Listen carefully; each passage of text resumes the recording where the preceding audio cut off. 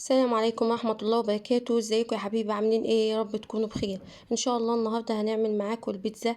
اول حاجة نبدأ ونقول بسم الله ونصلي على الرسول، اللهم صل وسلم على سيدنا محمد. ونبدأ نقول معانا المكونات ايه. اول حاجة معايا كيلو دقيق، معايا حوالي نص كوباية زيت، معايا الخميرة دي انا كنت حطاها في مية دافية كده عشان تتنشط، ومعايا علبة الزبادي. اما الحاجات اللي هي الحشو معايا مية. الحاجات الباقية دي اللي هي الحشو ده اختياري. معايا زيتون، معايا لانشون، انا اولادي بيحبوها باللانشون او ده لانشون بيتي. هكتب لكم طريقة العمل اللانشون في صندوق الوصف. وده معايا شطة مقطعاه. وفي كاتشب. تمام. اول حاجة هنبدأ نعملها ان احنا هنبدأ نعجن العجينة. هنحط الكيلو الدقيق. اول حاجة نحط الخميرة الاول اهي بعد ما اتنشطت اهي، معمول عليها طبقة من فوق كده. كده نعرف ان هي سليمة وما فيهاش حاجة. تمام. حطيناها في الطبقة اهو. هنبدأ ننزل على طول بقى ايه بالكيلو الدقيق اهو. هحط الكيلو الدقيق كله. تمام. اهو. حسب ما انت عايزه، يعني عايزه تزودي براحتك، عايزه تقللي براحتك، الكميه ديت بايه براحتك انت. هبدأ بعد كده احط ايه بقى. هنزل الاول برشة سكر اهو. ماشي. وبعد كده بقى هبدأ اقلب كويس الاول الخميرة بالدقيق اهو.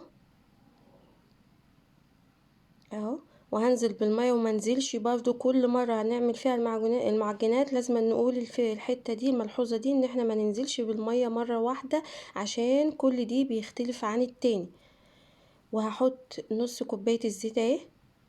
وفي خطوة يا جماعة انا المفروض كنت احطها في الوقت ده، اللي هي علبة الزبادي، بس انا بعد ما عجنت الزيت مع الخميرة مع الدقيق افتكرت علبة الزبادي. فهوريكم دلوقتي هنعمل ايه. والدنيا كانت كويسة ومفيش اي حاجة وما باظتش معايا ولا اي حاجة. وما تخافيش من العجينة دي حتى لو مرقت منك، انت في ايدك تعالجيها، لانك انت مش محكمة بمكونات معينة يعني جرامات او كيلوهات او كده. لا، انت لقيتها مرقت اوي ممكن تزودي شوية دي. بس هي ظبطت معايا الحمد لله، مع الرغم ان انا حطيت. انا دلوقتي بقى ايه بعد ما بقيت الم كده افتكرت علبة الزبادي، فيها هحطها دلوقتي اهو. دلوقتي اهو افتكرت علبة الزبادي اهو. هحطها دلوقتي. وما تقلقيش هتلزق العجينة في ايدي وكل حاجة، بس هفضل اختمها على الرخامة شوية. هتبقى معايا طرية وجميلة ومفيهاش اي حاجة، وتلزيقتها خفيفة خفيفة خالص لا تذكر، يعني ما تمسكش في ايدي ولا حاجة. اهو بصي كده. ما تخافيش كده اما تحطيها كده، حتى لو نسيتيها وعملتي كده ما تخافيش، بس انا بديك الملحوظه اهو ان دي كانت تتحط مع الزيت والدقيق والخميره في الاول. تمام. اهو. نزلتها من الطبق بقى بعد ما لميتها خالص. شايفه والله، وما حطيت على الرخامه دي ولا اي حاجه اهو. قعدت اختمها خالص لحد ما لمت معايا وبقت طريه وجميله وناعمه حلوه قوي. لو وصلت لحد هنا بقى ما تنسوليش باللايك والاشتراك وتفعلي زر الجرس عشان يوصلك كل جديد. يا جماعه ما تنسوش اللايك بالله عليكم. انتوا بتتفرجوا على الفيديو بس بتنسوا تحطوا اللايك. ماشي اهو. دقيقة كده ولا حاجة معايا، وفضلت راحة جاية بيها كده لمت معايا وبقت طرية وناعمة. ودي بيخليها حلوة قوي قوي اما تستوي في الطعم اهو. اهو. خدت عملتها اهو كذا مرة اهو قدامكم اهو. شفتي التلزيقه البسيطه دي؟ مش معنى كده ان كده العجينه باظت مني ولا بتاع، لا خالص. هتشوفيها دلوقتي اما تخمر هتبقى عامله ايه. دلوقتي بقى انا هجيب الطبق اللي انا كنت عاجنه فيه اهو. حطيتها فيه واغطيها وسبتها حوالي نص ساعه، عشان بس النهارده كان فيه نسمه ساقعه بسيطه كده وانا كنت عاملاها الصبح بدري اهو. فكده بقى بعد ما خمرت معايا اهو. انا دلوقتي بقى بحب اعملها كلها مع بعضها حته واحده كده في الصاج بتاع الفرن عندي اهو نضيف ومفيهوش حاجه. بحط حوالي نقطتين 3 زيت كده في ارضيه الصاج، وبوزعه بالفرشه وبفرد العجينه كلها عليه كده. بتبقى بقى معايا تاخد المكونات كلها وفي الاخر اقطعها. حابه انت تعملي في صواني مفيش مشكله، حابه تعمليها ميني بيتزا برضو مفيش مشكله. انت خدتي الاساسيات العجينه بتتعمل ازاي وكل حاجه خلاص اهو. كده اهوت هنزلها خالص، بطلع الهواء اللي فيها اهو. شفتي التلزيقه اللي فيها بسيطه لكن ما بتمسكش في ايدي خالص والله اهو. هفردها بقى بفردها في الصاج كله، وما بتبقاش رفيعه ولا حاجه وبتبقى جميله، وهوريها لك في الاخر بعد ما استوت اهو شايفين، عشان خدت راحتها خالص في الخمران. شايفين عامله ازاي بتتفرد معايا بمنتهى السهوله اهو. هكملها كلها بقى اهو في الصاج كده، فردتها كلها في الصاج اهي. هبدا بقى احط المكونات عليها.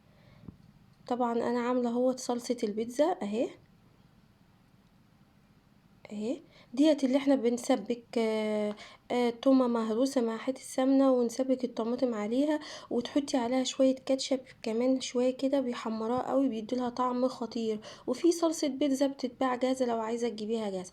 بس انا كل حاجه كل المكونات بحب اعملها في البيت. يعني انا عامله اللانشون، عامله الصلصه، عامله كل حاجه اهو.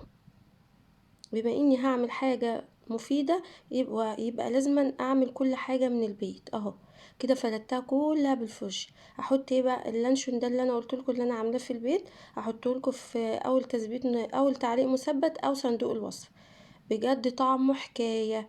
ممكن تحطي عليه لانشون او ممكن تحطي عليه تعملي اللانشون بالفراخ او اللحمة، بيديله قيمة عالية جميل اهو.